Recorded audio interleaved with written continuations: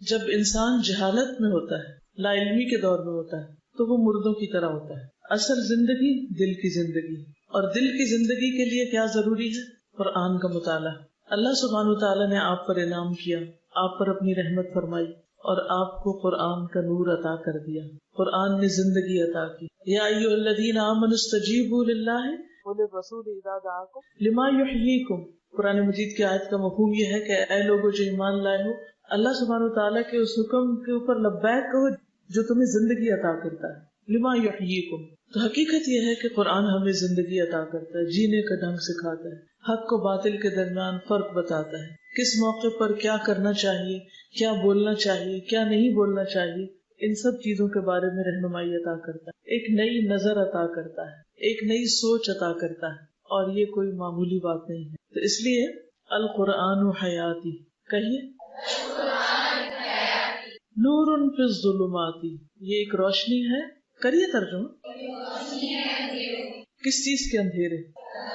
جہالت کے اندھیرے، غم کے اندھیرے، خوف کے اندھیرے، مستقبل کے بارے میں جو اندیشے ہیں ان کے اندھیرے کہ کل ہمارے ساتھ کیا ہوگا، ان سب میں یہ ایک نئی راہ دکھاتا ہے، ایک روشنی دکھاتا ہے. نور فی الظلمات، ہر طرح کے اندھیروں میں قرآن ایک روشنی. اندھیرا کیا ہوتا ہے؟ ایک ایسی کیفیت جس میں انسان کو کچھ سجائی نہ دے، کچھ سمجھ میں نہ آئے کہ مجھے کیا کرنا ہے، کس طرف جانا ہے، میرے لیے کیا فائدہ مند ہے اور کیا نقصان دہ ہے. کبھی ہوا آپ کے ساتھ ایسے کہ آپ زندگی میں کسی ایسے موڑ پہ کھڑے ہوں، ایسے چوراہے پر کھڑے ہوں جب آپ کو یہ سمجھ نہ آ رہا ہو کہ آپ کو آئندہ کس طرف کا رخ اختیار کرنا ہے، کسی خاص موقع کے اوپر آپ کو کیا طرز عمل اختیار کرنا ہے، تو اس وقت آپ قرآن پڑھنا شروع کر دیتے ہیں. اور کیا ہوتا ہے؟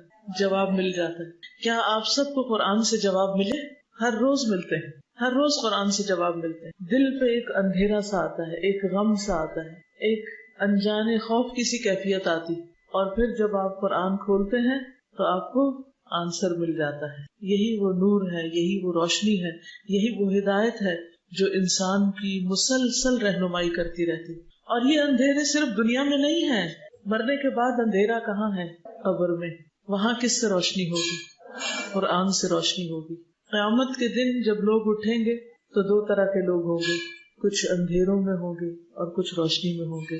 تو روشنی کس کو نصیب ہوگی؟ اہل القرآن کو، جنہوں نے اپنی زندگی قرآن کی رہنمائی میں اور قرآن کی روشنی میں گزاری. تو نور فی الظلمات، سوچ کے پڑھیے. تو اس کو چھوڑ تو نہیں سکتے نا، یہ تو لائٹ ہے ہمارے لیے. زندگی کا سارا یہ سفر اندھیرا ہے سوائے اس کے جس کے پاس اس کی روشنی.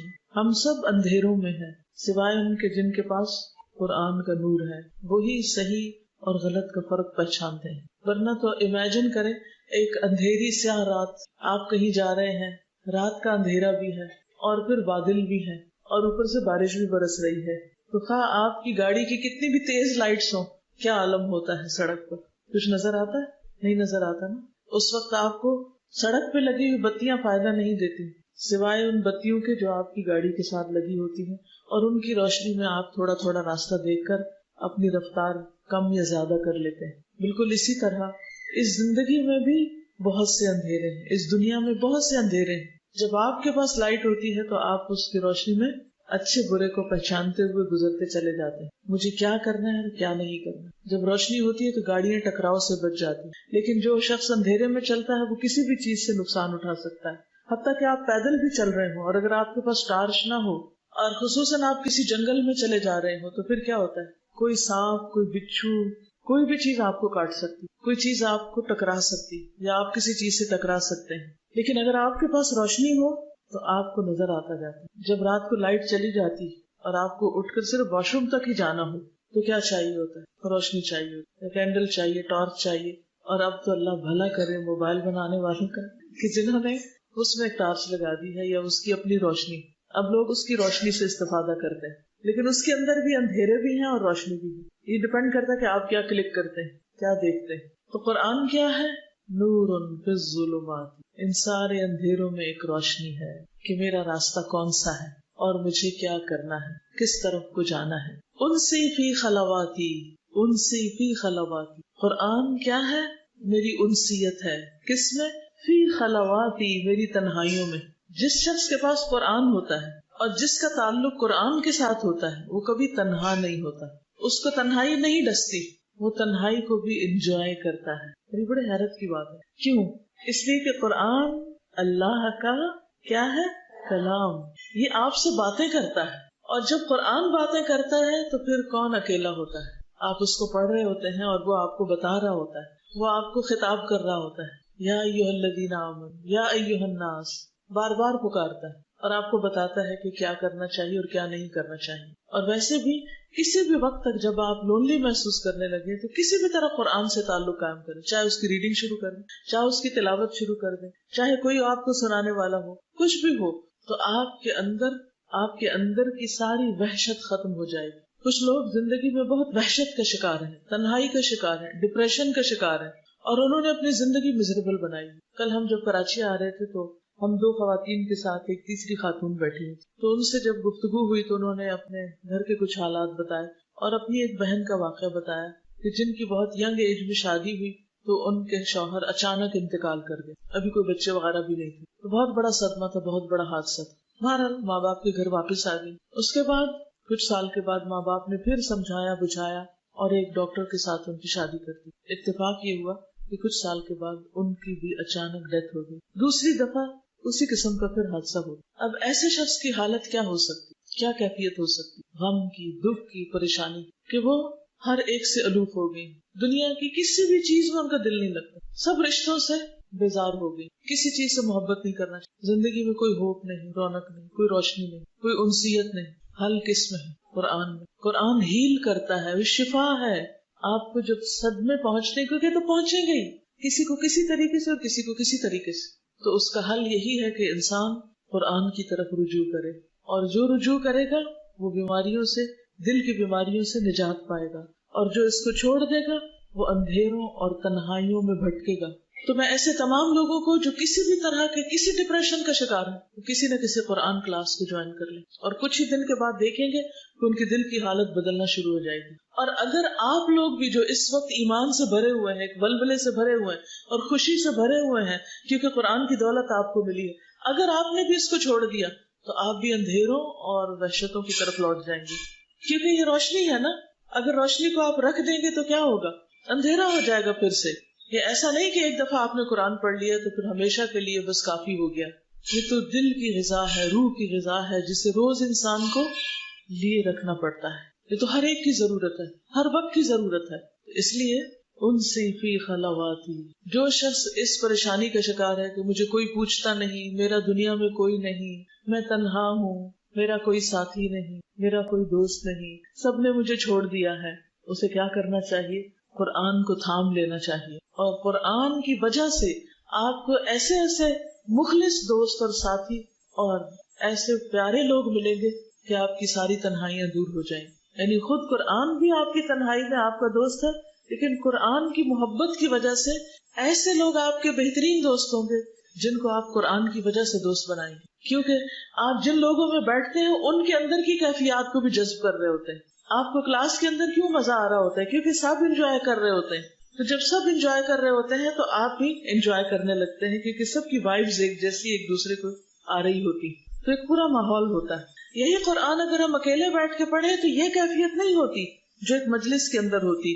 اسی لیے حدیث میں آتا ہے وَمَا اجْتَمَعَ قَوْمٌ فِي بَيْتٍ مِّن بُيُوتِ اللَّهِ يَتَدَارَسُونَهُ بَيْنَهُمْ إِلَّا وَنَزَلَتْ عَلَيْهِمُ الرَّحْمَةُ وَحَفَّتْهُمُ الْمَلَائِكَةُ، کہ جب بھی کچھ لوگ اللہ کے گھروں میں سے کسی گھر میں اکٹھے ہوتے ہیں، یتلون کتاب اللہ کی کتاب کی تلاوت کرتے ہیں، وَيَتَدَارَسُونَهُ بَيْنَهُمْ، اور آپس میں ایک دوسرے کو اس کا درس دیتے ہیں، سیکھتے سکھاتے ہیں، ڈسکشن کرتے ہیں، اس میں غور و فکر کرتے ہیں، تدبر کرتے ہیں، مل جل کر پڑھتے ہیں، تو پھر کیا ہوتا ہے؟ ان کو کیا ملتا ہے؟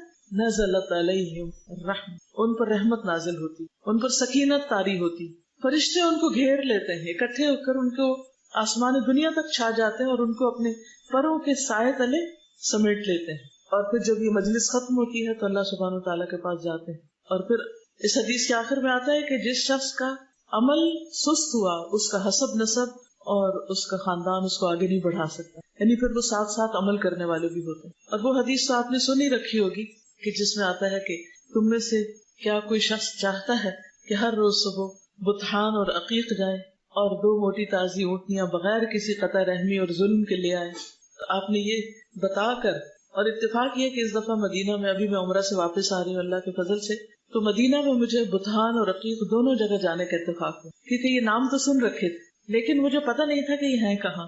جب بھی یہ بطحان اور عقیق آتا تھا نا لفظ، تو میں سمجھتی تھی کہ ایک یہاں ہے اور ایک یہاں، ساتھ ساتھ 2 چیزیں، لیکن وہ تو ایک طرف نکلی مدینہ کی اور دوسری طرف نکلی، اور اتنی وسیع جگہ.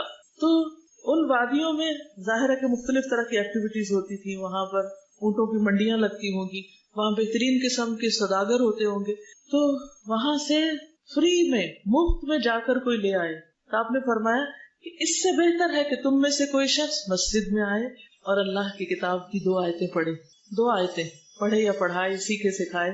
تو جب میں مسجد نبوی جاتی تو اس خیال سے کچھ آیتیں پڑھ لیتی کہ یہاں آ کر اس مسجد میں پڑھنا وہ اونٹنیوں کے حاصل کرنے سے بہتر ہے. اب یہ آیتیں آپ سوچ سکتے ہیں، آپ ہو سکتا ہے کہیں کہ ہم قرآن کھول کے پڑھیں. نہیں، آپ اگر 2 قرآنی دعائیں پڑھ لیتے ہیں تو 2 آیتیں پڑھ چکے ہیں. تو بعض اوقات رش بھی ہوتا ہے نا، تو آپ قرآن نہیں نکال سکتے یا اپنے ساتھ نہیں لے جا سکتے، تو آپ کیا کریں، قرآنی اور مسنون دعاؤں کی کتاب یا ایپ نکال کے، اپلیکیشن بھی ہے نا، آپ اس کو نکال کر چند دعائیں پڑھ لیں.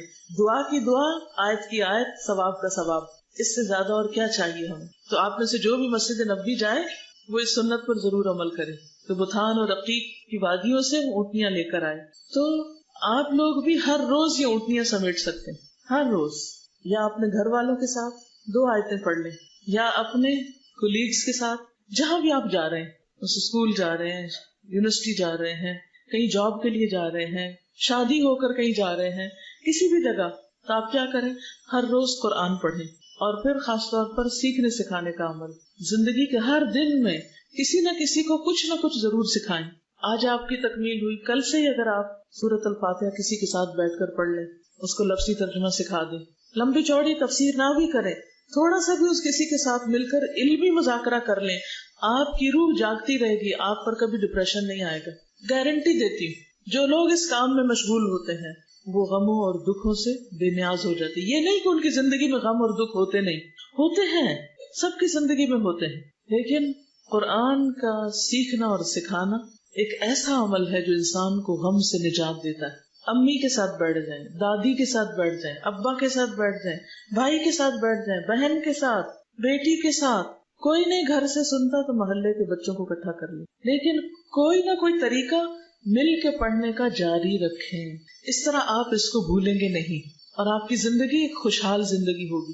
کیا یہ بات سمجھ میں آ گئی آپ کو؟ صحیح، واقعی سوچ لیا آپ نے کس کے ساتھ پڑھنا ہے؟ سوچ لیا نا. کوئی نہ کوئی تو سن ہی لے گا. اور اگر کوئی بھی نہیں سننے والا تو کیا کریں گے آپ؟ کوئی بھی نہیں سنتا، کوئی بھی نہیں مانتا، تو آپ خود قرآن لے کر بیٹھ جائیں گے بلند آواز سے، دل میں نہیں، بلند آواز سے کچھ آیتیں پڑھیں گے اور اس کا ترجمہ بھی پڑھیں گے. اگر آپ اس کی ریویژن کرتے رہے تو آپ کو یہ بھولے گا نہیں، ورنہ تو قیامت کے دن کیا ہوگا؟ وقال الرسول یا رب ان قوم اتخذوا هذا القرآن مہجورا. رسول کہیں گے کہ اے میرے رب، میری قوم نے اس قرآن کو چھوڑ دیا تھا. کیا آپ یہ چاہتے ہیں کہ قیامت کے دن رسول اللہ صلی اللہ علیہ وسلم آپ کے بارے میں یہ فرمائیں کہ آپ نے قرآن کو چھوڑ دیا تھا؟ آپ کے ماں باپ نے آپ کو پڑھنے کے لیے بھیجا، آپ کے ٹیچرز نے آپ کو پڑھایا، آپ کے ساتھ دن رات محنت کی، آپ کے سبق سنے، آپ کے پیپر چیک کیے، آپ کے ریزلٹ تیار کیے، آپ کے سرٹیفکیٹس بنائے، آپ کے لیے جگہ تیار کی، آپ کے لیے سارے انتظامات کیے، اور آپ یہ سارا خزانہ لینے کے بعد اس کو بھول جائیں؟ کیا خیال ہے؟ کیا احسان کا بدلہ ایسے ہی دیتے ہیں؟ ان سب کا احسان ہے نا ہم پر، تو اس کا بدلہ کیا ہے کہ ہم ان کے لیے صدقہ جاریہ بنے. اور صدقہ جاریہ صرف پڑھ کے نہیں بنا جا سکتا، جب تک کہ اس کو آگے نہ چلایا جائے، اس کو پڑھتے رہیں. شادی کے دن بھی پڑھیں، گھر میں کوئی فوتگی ہو جائے اس دن بھی پڑھیں، کہیں سفر پہ جا رہے ہیں اس دن بھی پڑھیں، پڑھنا نہ چھوڑیں. اب تو اگر قرآن مجید آپ کے پاس نہیں تو موبائل پر بھی قرآن مجید کی اپلیکیشن موجود ہیں. کوئی بہانہ ہی نہیں رہ گیا کہ اوہ آج ہم اس لیے نہیں پڑھ سکے کیونکہ وہ ہمارے پاس کچھ تھا نہیں، وہ میرا قرآن گھر میں رہ گیا. نہیں، کہیں پر بھی ہو، پڑھتے رہیے. اگر آپ پڑھتے رہیں گے تو آپ کے دل کی یہ بہاریں کبھی بھی خزاں میں نہیں بدلیں گی، یہ بہاریں بہاریں ہی رہیں گی. اور اگر آپ نے اس کو پڑھ کر بھلا دیا تو پھر کیا ہوگا؟ من اعرض عن ذکری فإن له معیشۃ ضنکا. جس نے میرے ذکر سے منہ موڑا میں اس کے لیے زندگی تنگ کر دوں گا. اس کے دل میں تنگی، اس کے گھر میں تنگی، اس کے حالات میں تنگی، اس کے مال میں تنگی، ہر چیز میں تنگی شروع ہو جائے گی. ضروری نہیں کہ وہ چیزیں واقعی تنگ ہو، چھوٹی ہو، نہیں، وہ دل کی تنگی ہوگی جس میں ہر چیز پھر تنگ نظر آئے گی کہ آپ لوگوں سے بھی تنگ ہوں گے. کیونکہ ہوتا پتہ کیا ہے، جب قرآن پڑھتے نا آپ کے دل میں ایک نور ہوتا ہے، ایک روشنی ہوتی ہے اور دل کھلا ہوتا ہے. پھر تھوڑی سی بھی جگہ مل جائے، جیسے حرم میں جاتے ہیں، تھوڑی سی بھی جگہ مل جائے تو کتنے خوش ہوتے ہیں، مجھے جگہ مل گئی، مجھے سخت میں جگہ مل گئی. حالانکہ ادھر سے بھی دھکے پڑ رہے ہوتے ہیں، ادھر سے بھی پڑ رہے ہوتے ہیں اور آپ انتہائی تنگ ہوتے ہیں، لیکن پھر بھی خوش ہوتے ہیں. تو وہاں جگہ کی تنگی تو اصل تنگی نہیں، اصل میں تو دل کی تنگی ہے کہ آپ گھر میں بھی ہوں تو آپ کو دل نہ لگے، آپ کے اندر ایک جکڑاؤ ہو اور ایک پکڑ ہو. یہ سب اس وجہ سے ہوتا ہے کہ انسان قرآن کا حق ادا نہیں کرتا. تو انسی فی خلواتی، میری تنہائیوں میں میری انسیت، یہ قرآن میرا دوست، میرا رہنما، میرے دل کی بہار، میرے سینے کا نور. پھر کسی چیز کی کمی رہتی ہی نہیں. آزما کے دیکھ لیجئے، کیونکہ یہ سب چیزیں میری اپنی آزمائی ہوئی ہیں. جب دل میں قرآن کی خوشی ہوتی ہے تو مسکرانا بھی آ جاتا ہے، دوسروں کی غلطیاں بھی معاف کرنی آ جاتی ہیں، بڑے سے بڑے مشکل کام بھی آسان ہو جاتے ہیں. لیکن اگر دل میں قرآن کی خوشی نہیں، روشنی نہیں، ہر چیز سورج کی روشنی میں بھی اندھیری دکھ رہی ہوتی ہے. جیسے کھانا نہ کھائیں تو آنکھوں کے آگے اندھیرا آنے لگتا ہے بھوک سے، تو روح بھی بھوکی ہو جاتی ہے، وہ بھی آنکھوں کو اور دل کو اندھیرا کر دیتی، پھر کچھ نظر نہیں آتا. تو کسی کی خاطر نہیں، اپنی خاطر اس قرآن کو پڑھتے رہیے، ورنہ زندگی تنگ ہو جائے گی. وَنَحْشُرُهُ يَوْمَ الْقِيَامَةِ أَعْمَى، اور قیامت کے دن ہم اس کو اندھا اٹھائیں گے. قَالَ رَبِّ لِمَ حَشَرْتَنِي أَعْمَى، انسان کہے گا یا رب مجھے اندھا کیوں اٹھایا؟ قَالَ كَذَلِكَ أَتَتْكَ آيَاتُنَا فَنَسِيتَهَا. اللہ تعالیٰ فرمائے گا ہماری آیات تمہارے پاس آئی تھی، تم نے ان کو بھلا دیا ان کو. تو کیا آپ بھی ان میں شامل ہونا چاہتے ہیں جو قرآن کو پڑھ کر بھلا دے؟ نہیں، اللہ نہ کرے. تو اس کو یاد رکھنے کے طریقے معلوم ہونے چاہیے. اور یاد رکھیے کہ اکیلے اس پر جمنا اور اس پہ چلنا مشکل ہوتا ہے. کوئی نہ کوئی اپنا بڈی بنا لے، کوئی نہ کوئی اپنے ساتھ ملا لے، کسی گروپ کو جوائن کر لے، کچھ کر لیں، اور باہر نہیں تو اندر گھر میں اپنے بچوں کے ساتھ گروپ بنا لے. لیکن اجتماعی زندگی بسر کریں، تنہائی والی زندگی نہ بسر کریں. اس میں آپ دیکھیے کہ اللہ سبحانہ وتعالیٰ کے کتنے احکامات ہیں جو ہم سب کو اکٹھے مخاطب کیا جاتا ہے. یا ایھا الذین آمنو، کون سا صیغہ ہے؟ آمنو، جمع کا صیغہ ہے نا، تو سب اس میں شامل ہو جاتے ہیں. کتب علیکم الصیام ایاک نعبد و ایاک نستعین، ہر جگہ اکٹھے ہیں ہم، تو دین کا کام بھی اکٹھے ہو کر مل جل کر کیجئے. اگر آپ تنہا ہو جائیں گے تو وقت کے ساتھ آپ ختم ہو جائیں گے، آپ کا کام بھی ختم ہو جائے گا. لیکن اگر آپ کے ساتھ آپ کے ساتھی ہیں، آپ کے دوست ہیں، تو وہ آپ کے مرنے کے بعد بھی آپ کے لیے صدقہ جاریہ بنے رہیں گے. اس لیے اس کو چھوڑنا نہیں. نور فی الظلمات انسی فی خلواتی یا سعدی و ہنائی. یا سعدی، اے میری خوش نصیبی. یہ خوش نصیبی کس چیز سے ہے؟ قرآن سے. حدیث میں آتا ہے ان اللہ لیرفع بہذا الکتاب اقواما وَيَدَعُ بِهِ آخَرِينَ، اللہ اس کتاب کے ذریعے کچھ قوموں کو، کچھ لوگوں کو بلندی عطا کرتا ہے. آپ کی عزت، آپ کی بلندی، آپ کا ذکر خیر آسمانوں میں کس وجہ سے؟ اس کتاب کی وجہ سے. وَيَدَعُ بِهِ آخَرِينَ، اور اسی کی وجہ سے کچھ کو ذلیل کر دیتا ہے، نیچے گرا دیتا ہے. جو اس کو پکڑنے کے بعد چھوڑ دیتے ہیں ان کے لیے پھر ذلت اور رسوائی ہوتی ہے، وہ عزت کے مقام سے گر جاتے ہیں. اس لیے یا سعدی و ہنائی، اے میری خوش نصیبی اور اے میری خوشحالی. ہنا، عمدہ زندگی، خوشحال زندگی، یعنی اس قرآن کی وجہ سے میری زندگی میں خوبصورتی ہے، خوشحالی ہے، امن اور سکون ہے. کیونکہ اللہ کا وعدہ ہے کہ جو ایمان لائیں گے اور عمل صالح کریں گے فَلَنُحْيِيَنَّهُ حَيَاةً طَيِّبَةً، ہم اس کو عمدہ زندگی بسر کروائیں گے. یعنی دنیا میں بھی اس کے لیے بہت سی انجوائمنٹ ہوگی، دنیا میں بھی بہت سی رحمتیں ہوں گی. القرآن حیاتی، قرآن میری زندگی ہے. اس کے بغیر تو زندہ رہنے کا تصور بھی نہیں کیا جا سکتا، سوچا بھی نہیں جا سکتا. اس کے بغیر تو زندگی نہیں. سوچئے کہ آپ کے دل کے ساتھ ایسا ہے، کیا ایسا عزم اور ارادہ ہے آپ کے اندر کہ یہی میری زندگی ہے، یہی میرا سب کچھ ہے، اور اس سے بڑھ کر بھی بہترین کوئی چیز ہے تو مجھے بتا دیجیے. اس سے اچھا کیا ہے دنیا میں؟ بتائیے مجھے. کوئی عہدہ، کوئی حکومت، کوئی منصب، کوئی مال و دولت، کوئی شہرت، کوئی چیز، کچھ بھی نہیں. ہوا خیر مما یجمعون، یہ بہتر ہے ہر اس چیز سے جسے لوگ جمع کر رہے ہیں، اکٹھا کر رہے ہیں. مال و دولت، زیورات اور پیسوں کے ڈھیر اور سواریاں اور گھر اور کپڑے اور لباس اور ڈیزائنرز کے بیگ اور جوتے ان سب چیزوں سے بہتر ہے یہ قرآن. اس کو نہیں چھوڑنا، اس کا پڑھنا نہیں چھوڑنا، اس کا سمجھنا نہیں چھوڑنا، اس کا پڑھانا نہیں چھوڑنا، اس کو آگے پھیلانا نہیں چھوڑنا، کیونکہ یہی ذریعہ نجات ہے. پڑھیے اس شعر کو دوبارہ کہیے. القرآن حیاتی نور ملأ القلب. نور ایسا نور ہے، ملأ جس نے بھر دیا، القلب دل کو. آپ کو یہ فلفلمنٹ محسوس ہوتی کہ کچھ چیز ہے جو بھر گئی اندر، دل بھر گیا، یعنی ایک سینس آف اچیومنٹ ہے کہ کچھ حاصل کیا ہے. یہ نور دل میں بھر گیا. ففاضا تو وہ چھلک پڑا. بحب کتاب اللہ، اللہ کی کتاب کی محبت سے. قرآن پڑھنے سے جو روشنی ملی وہ دل میں ایسی سمائی کہ دل اللہ کی کتاب یعنی اس قرآن کی محبت سے بھر گیا ہے اور چھلک پڑا ہے. کسی بھی چیز کی محبت جب حد سے زیادہ ہو جاتی ہے تو پھر کیا ہوتی ہے؟ وہ ظاہر ہونے لگتی ہے. کہتے ہیں نا عشق اور مشق چھپائے نہیں چھپتے، کیونکہ انسان چھپا ہی نہیں سکتا. جو دل میں بھر جاتی ہے نا چیز، وہ زبان پہ لائے بغیر رہ ہی نہیں سکتا. آپ بے بس ہو جاتے ہیں، آپ کو چین ہی نہیں آتا جب تک اس کا تذکرہ نہ کریں، اس کی بات نہ کریں، اس کا ذکر خیر نہ کریں. کوئی بھی چیز جس سے آپ کو محبت ہے اس کے بارے میں سوچیے. آپ کیا کرتے ہیں؟ ہر وقت دل میں اس کا خیال، اور پھر ہر وقت زبان پہ اس کی باتیں. تو جن لوگوں کو قرآن کی دولت نصیب ہو جاتی پھر ہر وقت ان کے دل میں کیا آتا ہے؟ کبھی کوئی آیت، کبھی کوئی آیت. آپ کے ساتھ ہوتا ہے؟ اتنا خوبصورت ہے یہ ایکسپیرینس کہ آپ چل رہے ہوتے ہیں اور کوئی چیز دیکھتے ہیں، فوراً قرآن کی آیت دل میں آ جاتی ہے. آپ کو کوئی پریشان کرتا ہے، آپ اس کی بات سنتے ہیں اور فوراً قرآن کی کوئی آیت آپ کی زبان پہ آ جاتی. ہر وقت فلیش بیک کرتی رہتی. کوئی موقع ایسا نہیں ہوتا کہ جس وقت قرآن کی کوئی آیت یاد نہ آئے. یہ علامت ہوتی ہے، یہ نشانی ہوتی ہے کہ واقعی آپ قرآن سے محبت کرتے ہیں. اور اگر یہ کیفیت نہیں ہوئی ابھی تک بھی آپ کی، تو اس کا مطلب یہ ہے کہ آپ نے قرآن کو ابھی دل میں نہیں اتارا. ابھی وہ صرف حلق تک رہا ہے.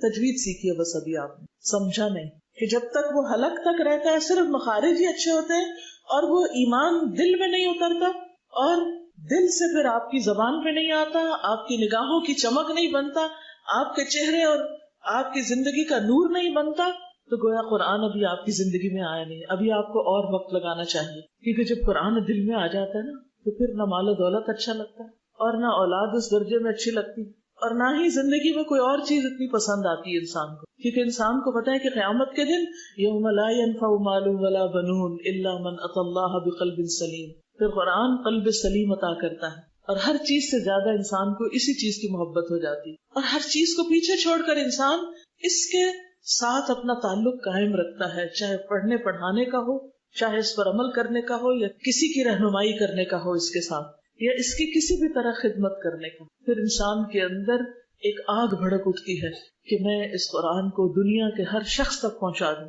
ہر زبان میں پہنچا دوں، ہر طریقے سے پہنچا دوں. پھر پکار اٹھتی ہے قرآن فار آل. یہ اس تڑپ کے بغیر نہیں آتا کہ قرآن فار آل، کیونکہ نور ملأ القلب، اس نور نے دل کو بھرا. ففاض بحب کتاب اللہ، تو اللہ کی کتاب کی محبت سے بہہ گیا، بہہ پڑا، چھلک پڑا، ہر طرف اس کا پیغام عام ہونے لگا.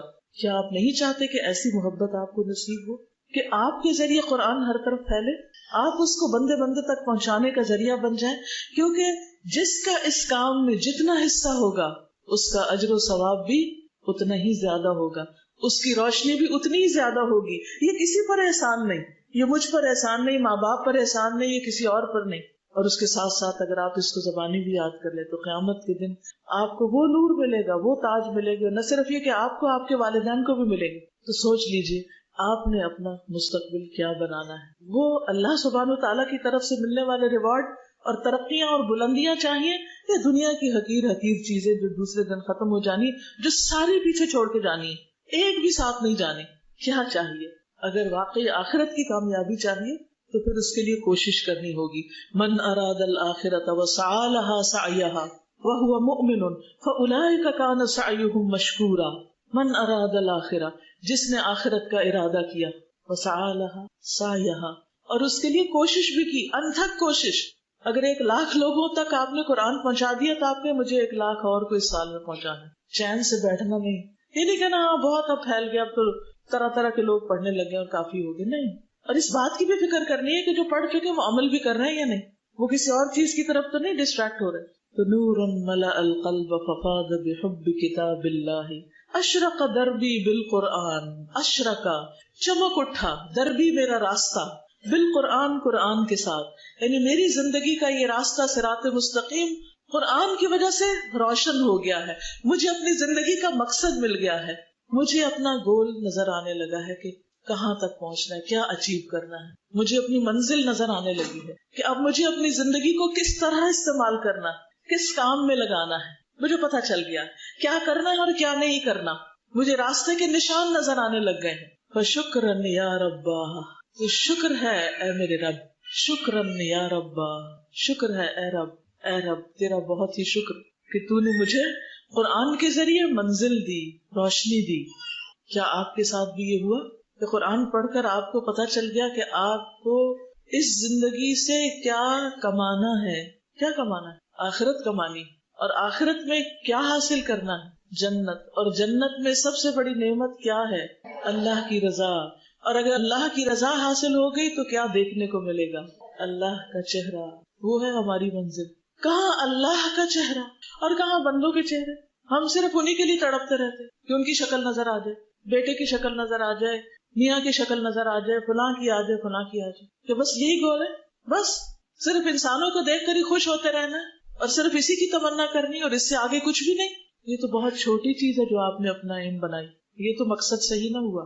انسانوں سے بھی محبت اللہ کی خاطر کرتے ہیں کہ اس محبت سے میرا رب راضی ہو جائے، کیونکہ اللہ کی خاطر محبت ایمان کی ایک مضبوط کڑی ہے۔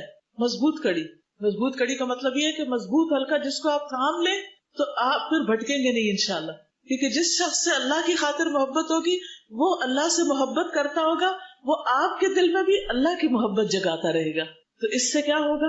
عمل کرنا آسان ہو جائے گا۔ اور اگر آپ نے محبت کی ایسے لوگوں سے جو اللہ کو بھولے ہوئے ہیں، اللہ سے بہت دور ہیں، تو پھر کیا ہوگا؟ وہ آپ کو بھی بھلوا دیں گے، آپ کو بھی دور کر دیں گے، پھر آپ دنیا میں لگ جائیں گے، اور جس لمحے آپ دنیا میں لگے گویا آپ نے اپنی منزل کھو دی، آپ کا راستہ گم ہو گیا۔ تو اشرق دربی بالقرآن فشکرن یا ربا، فشکرن یا ربا، اور میرے عظیم رب تیرا بہت ہی شکر۔ یمحو عتم اللیل، یمحو عتم اللیل المظلم یروی ظمأ الروح یجعلنا من اہل اللہ یطیب بہ المجروح۔ یمحو، یہ مٹا دیتا ہے، کون؟ قرآن۔ کیا؟ عتم اللیل، رات کا اندھیرا، یہ راتوں کے اندھیرے کو مٹا دیتا ہے، یعنی ایسے لوگوں کی راتیں روشن ہو جاتی ہیں، وہ راتوں کو بھی اٹھ کر پھر قرآن پڑھنے لگتے ہیں۔ المظلم، جو اندھیری ہے، اندھیری راتوں کے اندھیرے کو ختم کر دیتا ہے، اندھیری رات کی تاریکی کو مٹا دیتا ہے۔ یروی ظمأ الروح، اور روح کی پیاس کو سیراب کر دیتا ہے، روح کی پیاس کو سیراب کر دیتا ہے۔ جب روح پیاسی ہوتی ہے تو پھر انسان کی کیفیت کیا ہوتی ہے، کوئی بتائے گا؟ قرآن جب تک نہیں تھا زندگی میں تو زندگی کیسی پھیکی پھیکی تھی، کبھی میوزک سے دل بہلانے کی کوشش کر رہے ہیں، کبھی پارٹی سے، کبھی اس سے ملاقات کر، کبھی اس کو فون کر، کبھی بازار میں شاپنگ کر بلا ضرورت، کبھی کچھ کر کبھی کچھ کر، لیکن دل کی پیاس بجھتی ہی نہیں۔ ہاں جب قرآن آیا تو وہ پیاس بجھ گئی، اب ان چیزوں میں رغبت ہی نہیں رہی، اب وہ چیزیں بس زندگی کی ضرورت محسوس ہوتی ہیں، بس اس سے زیادہ کچھ بھی نہیں۔ کسی بھی ایک عام شخص سے پوچھیں کہ اگر آپ کو سعودی عرب جانے کا موقع ملے حج عمرے کے علاوہ، آپ کیا کریں گے؟ کیا کریں گے؟ شاپنگ۔ اس دفعہ میں تقریباً 20-21 دن رہی ہوں وہاں پر، 20-21 دن، سوائے بک سٹورز کے میں ایک بھی دکان میں نہیں۔ میری بیٹی مجھ سے کہتی رہی کہ ایک دفعہ آپ چل کے دیکھے تو صحیح، ہو سکتا ہے کوئی چیز آپ کی ضرورت کی ہوگی۔ میں نے کہا فی الحال تو مجھے کہیں کوئی ضرورت محسوس نہیں ہو، میرے پاس زندگی کی ساری بنیادی ضرورتیں موجود ہیں، مجھے اپنا سامان نہیں بڑھانا، مجھے نہیں چاہیے کچھ۔ جب اللہ تعالیٰ اپنی خاص مدد کے ذریعے میری ساری ضرورتیں پوری کرتا ہے تو میں کیوں جاؤں بازار، کیا خریدنے جاؤں؟ چاہیے ہی نہیں کچھ۔ اور کتابوں کی دکانوں پر آپ لوگوں کو ذہن میں رکھ کے نئی نئی کتابیں دیکھتی رہی کہ اچھا عقیدہ واسطیہ اور مقاعد الشیطان کے بعد اب آگے کیا پڑھانا ہے اور کس طرح سیراب کیا جا سکتا ہے پیاسی روحوں۔ اور اللہ سبحانہ وتعالیٰ نے اور نئے نئے تحفے مجھے عطا کیے، خوبصورت کتابیں مجھے دکھائیں، ایسے مددگار لوگ عطا کیے کہ جنہوں نے میری رہنمائی کی کہ اب نیا کیا آ چکا ہے۔ تو انسان کی سوچ، انسان کی طلب، انسان کی تڑپ، انسان کا رخ ہی بدل جاتا ہے، کیونکہ اس کی خوشی، وہ خوشی جو اس کو قرآن اور قرآنی علوم کے اندر ملی ہے، وہ دنیا کے نہ بیسٹ پرفیومز میں ہے، نہ بیسٹ جیولری میں ہے، نہ بیسٹ ڈیزائنر کلوتھز میں ہے، کسی چیز میں بھی نہیں ہے ہی نہیں.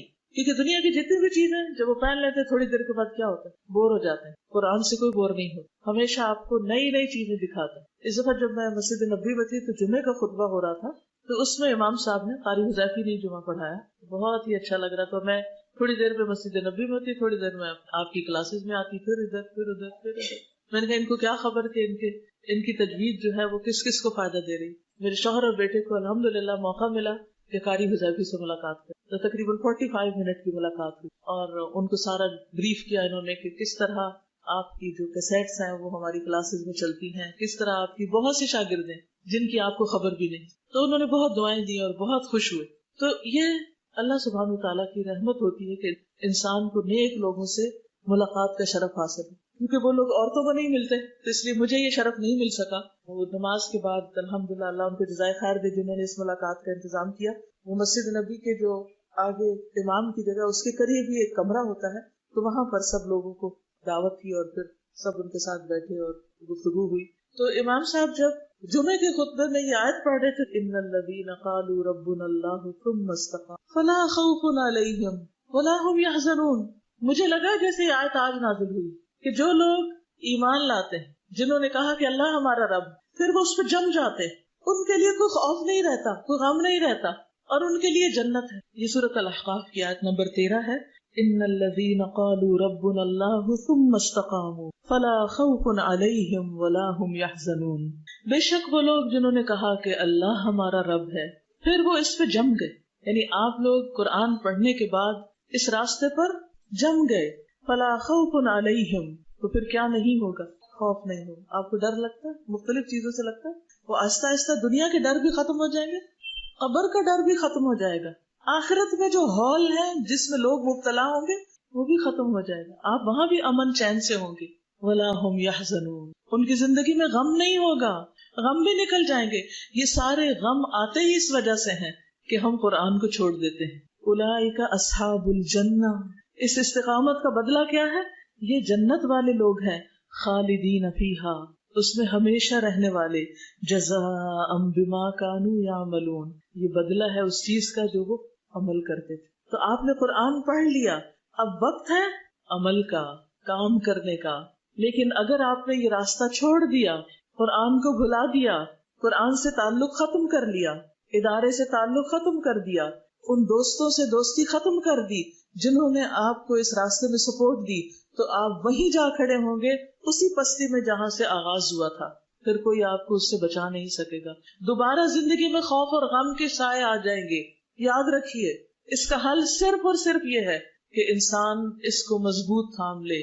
والذین یمسکون بالکتاب، والذین یمسکون بالکتاب، جو لوگ کتاب کو مضبوط پکڑتے ہیں، واقاموا الصلاۃ، اور نماز قائم کرتے ہیں، وآتوا الزکاۃ، زکات دیتے ہیں، انا لا نضیع اجر المصلحین، ہم مصلحین کا، اصلاح کرنے والوں کا اجر ضائع نہیں کریں گے. تو آپ نے اصلاح کرنی ہے اپنی بھی اور کس کی؟ معاشرے کی بھی، اپنے گھروں کی بھی. تو آپ کا اجر ضائع نہیں ہوگا. لیکن اگر آپ نے اس کتاب کو چھوڑ دیا تو پھر یہ ریوارڈ آپ کے لیے نہیں. تو اللہ نہ کرے کہ ہم ان لوگوں میں ہوں جو قرآن پڑھ کے بھلا دیتے ہیں اور قیامت کے دن پھر اندھے اٹھائے جاتے ہیں. تو یہ کتاب ایسی ہے جس نے اندھیری رات کے اندھیروں کو، تاریکی کو ختم کیا. یروی ظمأ الروح، جو روح کی پیاس کو سیراب کر دیتا ہے. یجعلنا من اہل اللہ، یہ ہمیں اہل اللہ میں شمار کرتا ہے. اس کتاب نے ہمیں کس میں شامل کر دیا؟ اہل اللہ. آپ صلی اللہ علیہ وسلم نے فرمایا کہ کچھ لوگ ایسے ہیں جو اہل اللہ ہیں، وخاصتہ، اور اس کے خاص بندے، وی آئی پیز. تو پوچھا گیا کہ کون ہیں وہ؟ تو آپ نے کیا فرمایا؟ ہم اہل القرآن، وہ قرآن والے ہیں.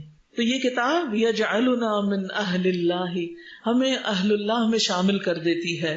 یطیب بہ المجروح، جس کے ذریعے زخم خوردہ اچھا ہو جاتا ہے. یعنی جو دنیا کا ستایا ہوا ہوتا ہے، جو دنیا کا ستایا ہوا ہوتا ہے، وہ اس کتاب کے ذریعے شفا پا جاتا ہے. یہ ہو نہیں سکتا کہ آپ لوگوں میں رہیں اور لوگ آپ کو ہرٹ نہ کریں. کرتے ہیں لوگ، ستاتے ہیں، تنگ کرتے ہیں، باتیں بناتے ہیں، اعتراض کرتے ہیں، الزام لگاتے ہیں، کرتے ہیں نا، یہ سب کچھ ہوتا ہے. تو اس کی شفا کہاں ہے؟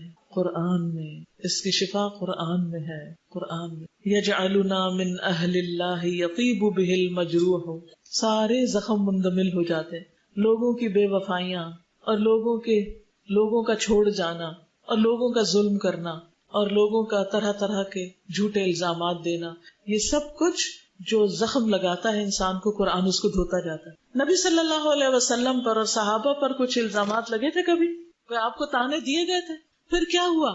کیا وہ رونے دھونے بیٹھ گئے تھے؟ کیا وہ ڈپریشن میں چلے گئے تھے؟ ذرا تاریخ پڑھ کے بتائیے مجھے کہ کسی نے کبھی کہا ہو کہ فلاں صحابی کو ڈپریشن کا مرض لاحق تھا اور حضرت ابو بکر کبھی کبھی ڈپریشن میں چلے جاتے تھے. کبھی پڑھا آپ نے ایسا کچھ؟ کبھی نہیں. کیوں؟ اس لیے کہ یہ قرآن ان کو اتنا رلاتا تھا کہ دنیا کے لیے رونے کے آنسو باقی نہیں رہتے تھے. دنیا کی خاطر بچوں پر، مال پر، لوگوں کی باتوں پر رونے کے لیے پھر کچھ بچتا ہی نہیں تھا، کیونکہ آپ کو قرآن نے رلا دیا اور بہت رلا دیا. آپ آخرت کے غم میں رو دیے، اب آپ اور کس پہ روئیں گے؟ جس کو بڑے غم لاحق ہو جاتے ہیں وہ چھوٹے غموں کو بھول جاتا ہے، اس کو فکر ہی نہیں رہتی. ہوا نبراس حیاتی یرشدنا بہداہ، ہوا وہ کون؟ قرآن. نبراس چراغ ہے، حیاتی میری زندگی کا، یہ قرآن میری زندگی کا چراغ ہے. یرشدنا بہداہ، جو اس کی ہدایت کے ساتھ ہماری رہنمائی کرتا ہے. ارشاد کہتے ہیں نا رہنمائی، قرآن کے اندر جو ہدایت ہے اس کے ذریعے ہمیں رہنمائی ملتی. کیا آج کے بعد آپ کی زندگی میں قرآن کی ہدایت کی ضرورت ہے نا؟ تو پھر کیا کرنا ہے؟ اس کتاب کو چھوڑنا نہیں، پکڑے رکھنا ہے، پڑھتے رہنا ہے، پڑھاتے رہنا ہے تاکہ روشنی ملتی رہے. نور ملأ القلب ففاض بحب کتاب اللہ، ایسا نور جس نے دل کو بھر دیا، فل کر دیا، تو وہ اللہ کی کتاب کی محبت سے بہہ پڑا، چھلک پڑا، ہر طرف پھر اس کی روشنی پھیل گئی. اشرق دربی بالقرآن، میرے راستے کو قرآن نے منور کر دیا، چمکا دیا.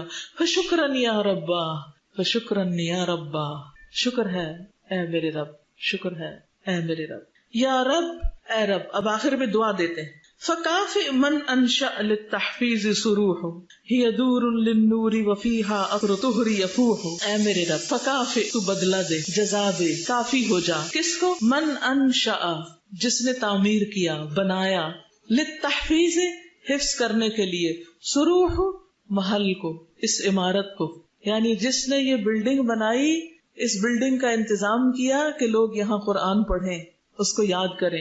ایک حفظ تو قرآن کے الفاظ کا ہوتا ہے اور آپ نے اس کا ترجمہ حفظ کیا، اس کو یاد کیا ہے، اس کو پڑھا ہے، سمجھا ہے. تو اب وہ دعا دے رہے ہیں کہ یا اللہ، جن لوگوں نے یہ سارا کچھ بنایا، یہ بلڈنگ بنائی، یہ لائٹیں لگائی، یہ پنکھے لگائے، یہ صفائی کا انتظام کیا، اس کی ڈیکوریشن کی، یا رب ان کو کافی بدلہ عطا کر، اتنا کہ جو ان کو کافی ہو جائے، پورا. اور یہ حق ہے نا کہ جو ہمارے لیے یہ فیسلٹیز دیتا ہے اس کو دعاؤں میں یاد رکھا جائے، جو ہمیں فیسیلیٹیٹ کرتا ہے. کیونکہ عام طور پر ہمیں صرف ایڈمن سے شکایتیں ہی ہوتی، ہر وقت ان کے بارے میں ہم کچھ نہ کچھ بولتے ہی رہتے ہیں کہ کچھ نہیں کرتے، یہ نہیں ہے، وہ نہیں ہے، یہ کیا ہو گیا، وہ کیا ہو گیا. لیکن یہاں پر ان کا شکریہ ادا کیا جا رہا ہے کہ اللہ کا شکر ہے جنہوں نے یہ ساری مینجمنٹ کی، یہ سارے پروگرام بنائے، ان کو ایڈورٹائز کیا، لوگوں کو بلایا، انٹرویو کیے، کلاسز لی، ٹائم ٹیبل بنائے، سبق سنے، اور کیا کیا محنتیں نہیں کی. تب ہم اس قابل ہوئے کہ ہم قرآن کو سمجھیں، اور تراویح میں جب امام صاحب پڑھیں تو ہم پیچھے سن کے روئیں، کیونکہ جن کو سمجھ نہیں آتی وہ رو بھی نہیں سکتے. یہ دور للنور، یہ مکانات ہیں روشنی کے، یہاں روشنیاں ہیں، یہ بلڈنگز روشنیوں والی ہیں، لائٹ ہاؤسز ہیں، ایسا ہی ہے نا، یہاں سے روشنیاں بڑھتی ہیں. وفیہا عطر الطہر، یہاں پاکیزگی کے پرفیومز ہیں، عطر ہیں، خوشبوئیں ہیں. یفوہ، جو ہر طرف پھیلتی ہیں، یعنی انسان میلا گندا آتا ہے اندر، قرآن ہمیں صاف کرتا ہے، خوشبو لگاتا ہے، اور پھر ہم باہر نکل کے پاکیزہ باتیں کرنے لگتے ہیں، غیبت چھوڑ دیتے ہیں، دوسروں کے اوپر جھوٹے الزام لگانا چھوڑ دیتے ہیں، اچھی باتیں کرنے لگتے ہیں. ہماری زندگی میں پاکیزگی آنے لگتی ہے، دل میں آنے لگتی ہے، زبان پہ آنے لگتی ہے، مسواک کی عادت ہو جاتی ہے، نگاہوں میں پاکیزگی آنے لگتی ہے، فحش تصویریں دیکھنا اور فحش موویز دیکھنا چھوٹ جاتا ہے، کانوں سے فحش باتیں اچھی نہیں لگتی، نیکی کے راستے پر انسان چلنے لگتا ہے. تو ہی دور للنور، یہاں سے روشنیاں عام ہوتی ہیں، یہ روشنیوں کے گھر ہیں، یہاں سے عطر لگایا جاتا ہے جس کی خوشبو ہر طرف پھیل جاتی ہے.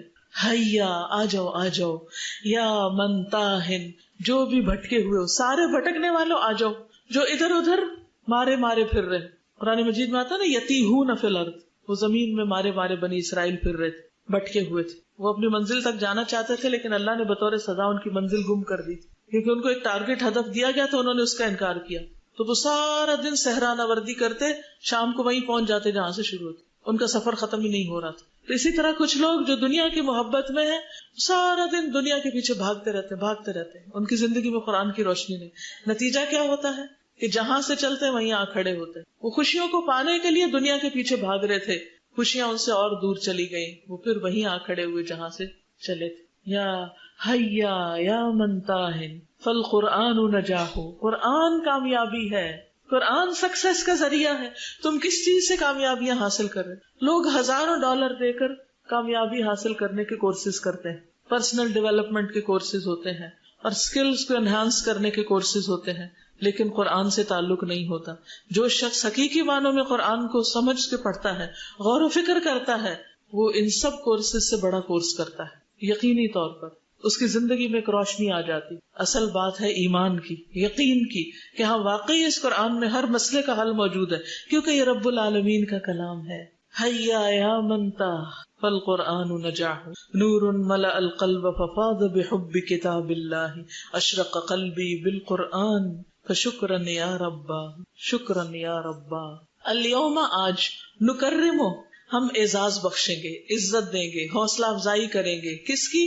من حفظوا، جنہوں نے حفظ کیا، جنہوں نے قرآن پڑھا. آج ان کو عزت دینے کا دن ہے. یعنی میں یہاں آج کیوں آئی ہوں پتا ہے آپ کو شرف بخشنے کے لیے کہ آپ نے ایک بہت بڑا کام کیا، کچھ اچیو کیا ہے. اور انشاءاللہ جب آپ گھر جائیں گے تو گھر والے بھی آپ کو عزت دیں گے، ماں باپ بھی، کہ آج میری بیٹی نے قرآن ختم کیا.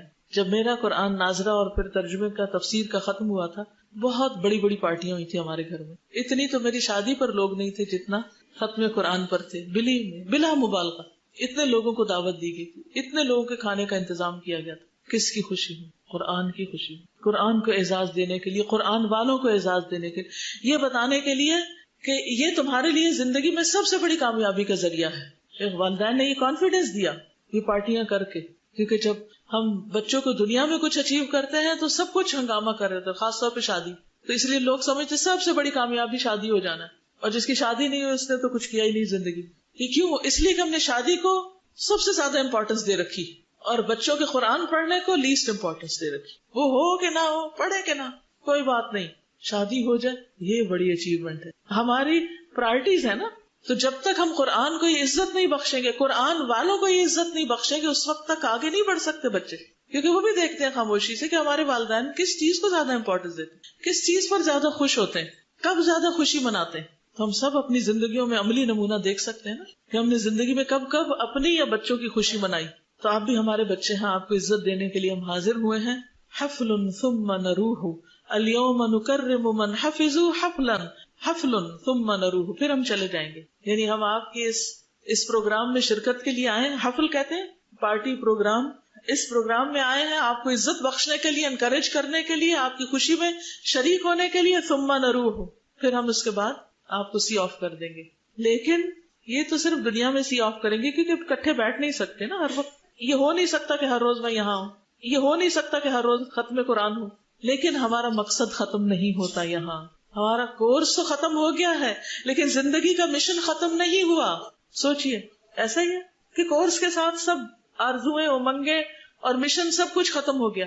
نہیں، ہرگز نہیں. لیکن الکل لدرجات فی الجنات طموح، لیکن ہر ایک کے درجے ہیں. جنتوں میں امیدیں ہیں، یعنی بلند درجوں کی امیدیں ہیں. جنتوں کے درجے حاصل کرنے کی اور وہاں ملاقات کرنے کی تمنا اور امید اور امنگ باقی ہے. دنیا میں ہم ایک منزل تک پہنچے لیکن ابھی تو ہمارے سامنے اور منزلیں ہیں جن تک ہمیں پہنچنا ہے اس قرآن کے ذریعے. تو ہر ایک کا وہاں درجہ ہوگا. دیکھیں آج آپ یہاں سے جب جدا ہوں گے تو سب کو ایک جیسا پڑھایا گیا، سب نے ایک جیسے امتحان دیے، سب ہو گیا. لیکن جب آخرت میں جنت تک پہنچیں گے تو ہر ایک کا درجہ فرق ہوگا.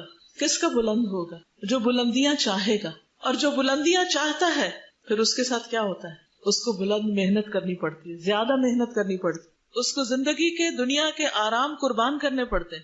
اس کو ایک مسلسل ہلچل والی، حرکت والی زندگی بسر کرنی پڑتی. وہ پھر امن سے، چین سے بیٹھ نہیں جاتا کہ ہاں میرا کورس ہو گیا، اب لمبی تان کے سوئیں گے، سارے ٹیسٹ ختم ہو گئے، اب ہم فارغ ہو گئے، قرآن کو اٹھا کے وہ اوپر رکھ دے. نہیں، ابھی تو زندگی شروع ہوگی، کیونکہ اب ہم نے اس مشن کو لے کے آگے بڑھنا، دنیا کے بندے بندے تک جانا، ہر اس بندے کے لیے تڑپنا ہے جس تک یہ روشنی نہیں پہنچی. تو جو جتنا کما سکے کما لے، میدان کھلا ہے، تجارت عام ہے، کوئی پابندی نہیں، کوئی ریسٹرکشن نہیں. لیکن الکل لدرجات فی الجنات تمور. اب ہماری تمنا کیا ہو جانی چاہیے؟ جنت کے بلند درجے حاصل کرنا. غایتنا الرحمن نتطلع لرداہ. ہماری منزل رحمان ہے، اللہ کی رضا ہے، ہم وہاں تک پہنچنا چاہتے ہیں.